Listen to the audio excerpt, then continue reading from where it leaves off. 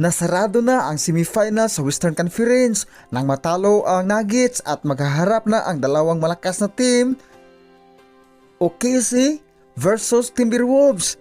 Medyo advantage ang Timberwolves dahil maaga silang nagpahinga nang walisin ang Golden State Warriors sa Game 5.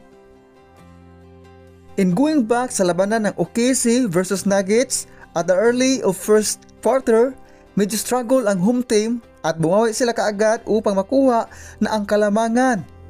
At the end of first quarter, lamang na sila. Moving up to the third half, lumamang na ang home team mahigit 20 points. At sa third quarter, naghihiyawan na ang mga fans ng home team. Parang nakikita na ang panalo dahil sa score na 63 ang visiting team at 85 ang home team. At tinapos ng OKC ang third quarter na lamang sila ng 25 points. Entering of the last quarter, umaamoy na ang panalo dahil mayroon na silang 32 points na ang kalamangan under 10 minutes of the remaining time for the last quarter.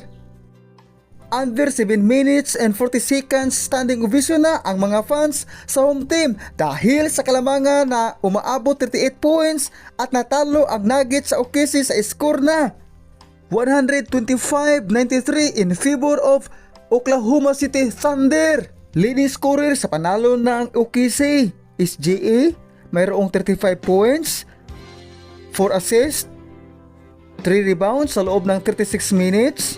Williams 24 points, Caruso 11 points, at sa Nuggets umi-score si Nikola Jokic ng 20 points, Murray 13 points, Brown 19 points, at natalo sila sa Oklahoma City Thunder.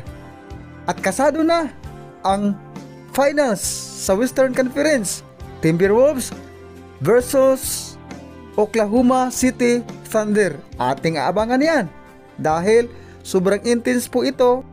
Alam naman natin kung ano ang kaya ng victory sa Timberwolves, Gobert, Edwards, Randle, at iba pa.